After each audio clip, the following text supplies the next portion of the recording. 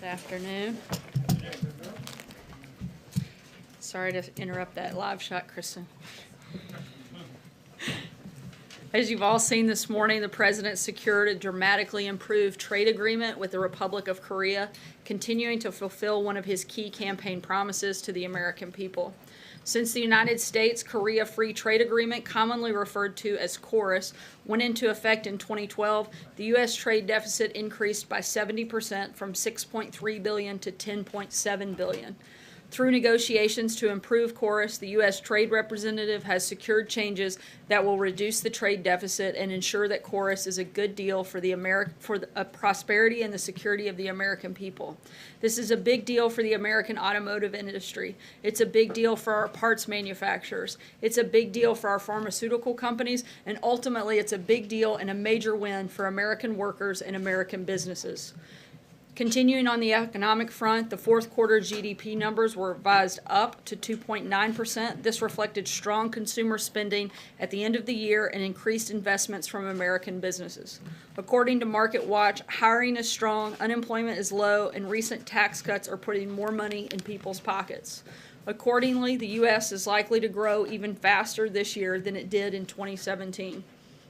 The Council of Economic Advisors released a report today on the economic benefits of expanded infrastructure investment, estimating that the President's plan would deliver employment gains and increase GDP growth.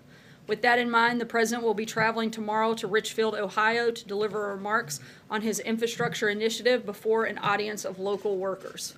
The remarks will be at a training site for members of the International Union of Operating Engineers, Local 18, a diversified trade union representing heavy equipment operators, mechanics, and surveyors in the construction industry, and stationary engineers who work in operations and maintenance in building and industrial complexes.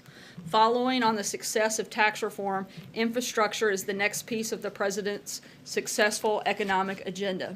These workers represent the hardworking Americans across the country who will participate in the rebuilding of our nation's infrastructure, sparked from the President's vision, and it will definitely be worth tuning in to see the President lay out that vision. And with that, I will take your questions. Cecilia. Thanks, Sarah. Are pardons on the table for anyone involved in the Russia probe? Look, I would refer you back to the statement from Ty Cobb in the report that you're asking about, in which he said, "I've only been asked about pardons by the press and have routinely responded on the record that no pardons are under discussion or under consideration at the White House." So can you say unequivocally that no one here has discussed pardons in this case? I can say that Ty Cobb is the person that would be most directly involved in this, and he's got a statement on the record saying that there's no discussion and there's no consideration of those at this time at the White House. Is the White House worried about what Michael Flynn or Paul Manafort might tell Special Counsel Robert Mueller? Look, as we've said pretty much every day since we got here, because you guys have continued to ask about this topic every single day, there was no collusion, and we're very confident in that and look forward to this process wrapping up. Zeke? The attorney for Stormy Daniels filed a motion to depose the President of the United States. Do you have a response from the White House reaction to that decision? Nope. We have addressed this once again extensively, and we have nothing new to add. And for any new questions, I would refer you to the President's personal subpoenaed counsel. would the President sit for that decision? Again, I'm not going to get into a hypothetical question, and I would refer you to Michael Cohen on that matter. And separately, sir, just real quick, we haven't seen much of the President. He said last week he was going to do a news conference and ended up not taking questions. He hasn't held any open He actually took questions. a couple questions at the end. Walking up, but not sort of formal questions, and didn't address some other topics in the news. So why haven't we seen so much of the President? Will he commit to doing a formal news conference? He hasn't done one of those in more than a year. Look, the President's got a major speech tomorrow. He's been incredibly active all week long. We've taken major actions in trade negotiations, as well as expelling intel officers from Russia out of the country this week. There have been a number of major things that the President has taken action on and been engaged on. He's given a major speech tomorrow. I'm sorry? Is he too busy to take questions from the press, or? Look, we take questions from you guys every day in a number of different formats, and right now I'm standing up here taking questions from you, which I did yesterday, which Raj did on Monday, and the president's speaking directly to the American people tomorrow. Phil. Yeah, Sarah, the president has said that Michael Flynn is a good man. He's also said that Paul Manafort is a good man. And I'm wondering if the president believes he has the right to use the power of his office, the power to pardon, to protect them from what he might see as unfair punishment down the road. Does he believe he has that right? Look, I would refer you back to Ty Cobb's statement that there's not discussion or consideration of that at this time. So there would be no reason for me to have had a conversation with the president about that, because that is not being currently discussed at the White House. It wasn't about that, though. It was whether he believes he has the right to use the power of his office. The president has the authority to pardon individuals, but you're asking me about a specific case in which it hasn't been discussed, so I would not have brought that up with him. John? Thanks a lot, Sarah. It's the president who has the power of the pardon, not Ty Cobb. So, has the president... Which is what I just said to Phil. Well, not exactly. You talked about Ty Cobb's statement. It's the president who has the power of the pardon. Has he considered, is he considering, would he consider pardoning Paul Manafort, Michael Flynn, or Rick Gates? As I said, an on-record statement from the president's attorney here at the White House on these matters has said there's no discussion or consideration of this. On another matter, the trade deal that you spoke about at the very top of the briefing regarding the U.S. and South Korea. As part of this new trade deal, each U.S. card maker would be allowed to export 50,000 vehicles per year to South Korea. It's right now capped at 25,000. But last year, if you just look at most recent history, no U.S. automakers sold more than 11,000 cars to South Korea. What makes you think that demand's going to rise so dramatically as to benefit the U.S. auto industry? It also impacts the parts component, which is a major piece of this deal. We're going to continue working with auto manufacturers in this country. One of the other things that we've seen is an increase in business across the board and people actually making things in America again due to deregulation, due to the tax cuts. We expect business in America to grow and therefore the trade component to grow as well. But as to the automakers, do you believe that the actual number of vehicles sold will increase dramatically as a result of this trade deal last year, 11,000. The new numbers now, you can sell up to 50,000 there. By next year, will we see a dramatic increase in that number? Look, this wasn't something that happened, the problem wasn't created overnight, but this is certainly the steps in the right direction to help remove the trade deficit that we have, and we're very excited about the progress that's been made, not just with auto manufacturers, but also in the agriculture sector and pharmaceuticals as well. Francesca? Thank you, Sarah. A report today on President Trump and Amazon caused the company's stock value to tumble roughly $53 billion. Is the president, as that report said, looking for ways to go after the internet retail giant? Look, we have no announcements and no specific policies or actions that we're currently pushing forward or considering taking. Not looking for an announcement specifically, but has the president been looking for ways to go after Amazon? Treasury Secretary Steve Mnuchin has said that the White House does favor an internet sales tax, and that's something that you guys would be looking at. So is that something that the president is pushing for, even behind closed doors? Look, the president has said many times before he's always looking to create a level playing field for all businesses, and this is no different. And he's going to always look at different ways, but there aren't any specific policies on the table at this time. One question, sorry, on Kim Jong-un's visit to China. When was the White House made aware of that trip? The ambassador from China came to the White House yesterday and briefed members of the national security team, who then briefed the president. April. Sarah, Alton Sterling, the charges against the police officers. I'm sorry, can you speak up a little bit? There were no charges against the police officers in the Alton Sterling police shooting. What does the president have to say about that, particularly as he is a strong supporter of police? And then you have the issue, we're in the midst of that issue that happened, that fatal shooting of the young man in California behind his grandmother's house with a cell phone. Certainly a terrible incident. This is something that is a local matter, and that's something that we feel should be left up to the local authorities at this point in Feel time. about that? He was strongly behind police. He supports police, as much of America does, but wants to weed out bad policing. What does he say about weeding out bad policing when you continue to see these kinds of situations occur over and over again? Certainly, we want to make sure that all law enforcement is carrying out the letter of the law. The president's very supportive of law enforcement. But at the same time, in these specific cases, in these specific instances, those would be left up to local authorities to make that determination, and not something for the federal government to weigh into. One more large case. Wait a minute, there's one more large case that's still lingering. Sorry, Eric Garner, that cried out 11 times, "I can't breathe." His mother is still looking for something, an indictment of the police officers in New York. Does the president, has he asked them what's the status? Is it going to, if something's going to happen? What? I'm not aware of any specific action. Once again, these would be local matters that should be left up to the local authority. Kevin? Thanks, Sarah. A quick one on North Korea, and then maybe a fast follow on the census. On North Korea, how would you characterize the administration's mood after the meeting in China between Kim Jong-un and President Xi Jinping? And I'm asking because on the one hand, the president's tweets almost sound optimistic, but at the same time, if we look back historically, when Madeleine Albright went over there, the North Koreans were sort of cheating the whole way through. So I would imagine there's also some skepticism. How would you describe the White House's sensibility right now? Certainly, we're going to be cautiously optimistic, but we feel like things are moving in the right direction, and that the meeting yesterday was a good indication that the maximum pressure campaign has been working.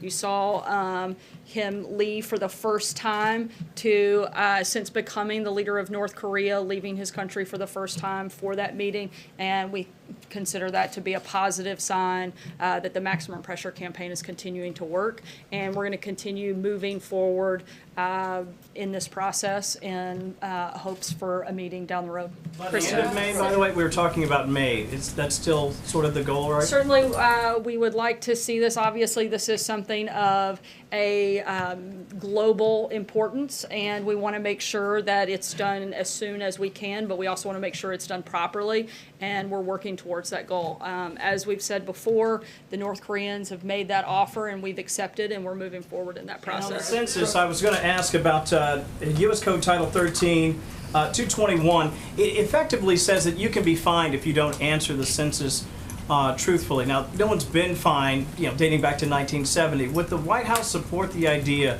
of finding individuals that don't answer the census or fail to answer it honestly?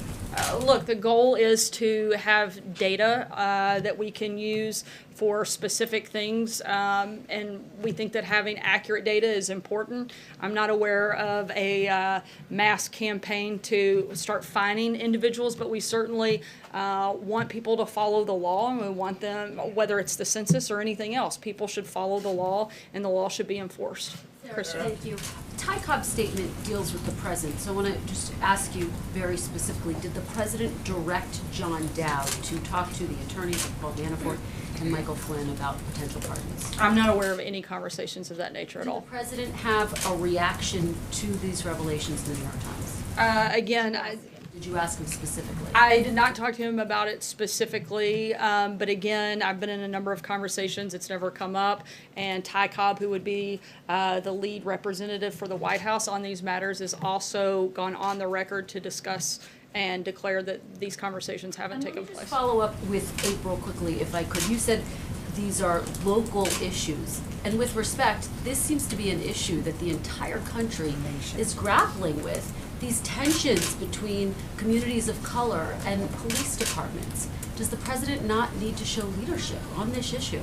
Look, we certainly, when the president has talked about a number of issues, we want to find ways to bring the country together, certainly not looking for any place of division. I think you've seen that in the policies that he's put forward. He wants to grow the economy, he wants to do that for everybody. He wants a better America for every American, and that's been a repeated thing out of this White House. But when it comes to the authority to on the rulings that have taken place in the last few days, those are things that have to be done at a local level, and they're not federal decisions at this point in time. There are a lot of African-American moms all across the country feel as though their sons are dying.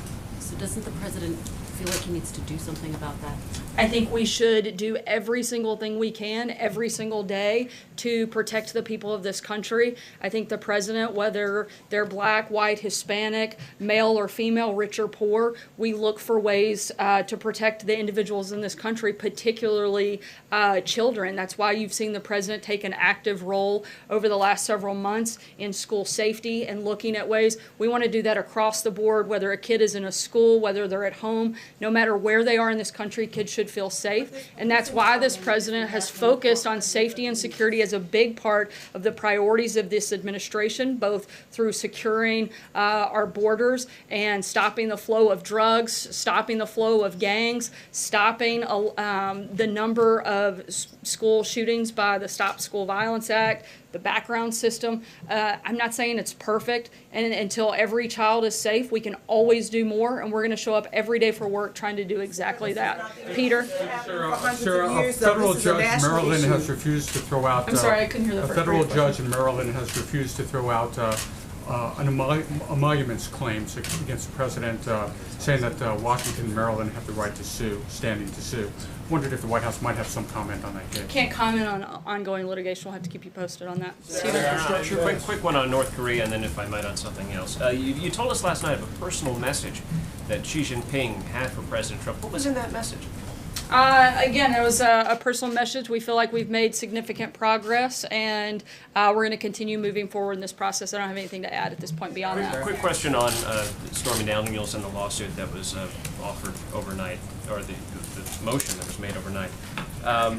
You've said that you've addressed these issues extensively. You said it in response to Zeke today, but you haven't answered the substantive question about whether the president was aware of the $130,000 payment that was made under an agreement in which he is explicitly named to keep Stormy Daniels silent. Can you answer that question? You were asked 3 weeks ago today and said you weren't aware.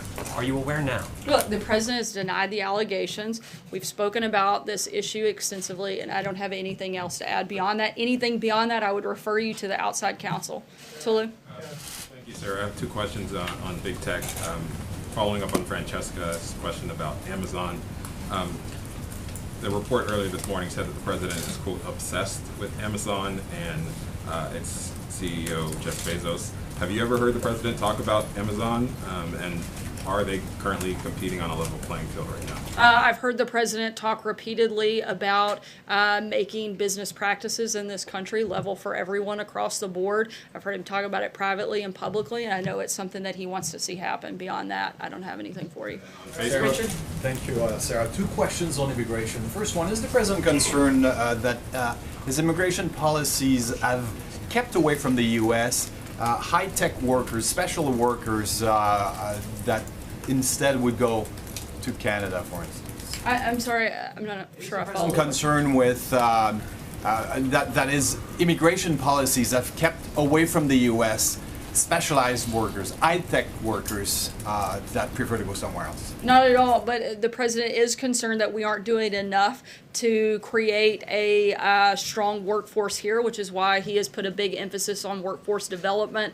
It's something Ivanka Trump has been directly engaged in, and the Office of American Innovation have played a big role in pushing for very strong policy shifts to improving the workforce development of people in this country so that we have a lot more skilled workers to fill some of those high-tech jobs that you've mentioned. And Mitt Romney, as you know, Senate candidate in Utah, just said that he's more hardliner on immigration than the president because he's opposed, for instance, to citizenship for dreamers. Would the president sign a bill that would give citizenship to dreamers? Look, we've put out a number of solutions to fix the DACA problem. Democrats have shown their unwillingness to do so and that they want to use DACA recipients as political pawns instead of actually fixing the problem. We'd love to come up with a long-term solution. If Democrats decide to show up for work and be part of that process, we'd love to do that. I'm going to take one last question. Trey? Thanks, Sarah. Two quick questions for you. On sanctuary cities, following the president's tweets today, Is he encouraging other cities or counties to join this larger DOJ lawsuit against the state of California? Look, the president is encouraging people to follow federal law. There's a reason that we have laws in this country, and he expects that individual cities and states should follow the federal law. And if I could ask you about the president's former lawyer, John Dowd, are there any actions that Mr. Dowd took while he was serving the president that President Trump was uncomfortable with? I'm sorry? Were there any actions that John Dowd, the president's former attorney, took while he was serving President Trump? No, I'm not aware of any specific actions. Thanks so much, guys. Have a great rest of the week.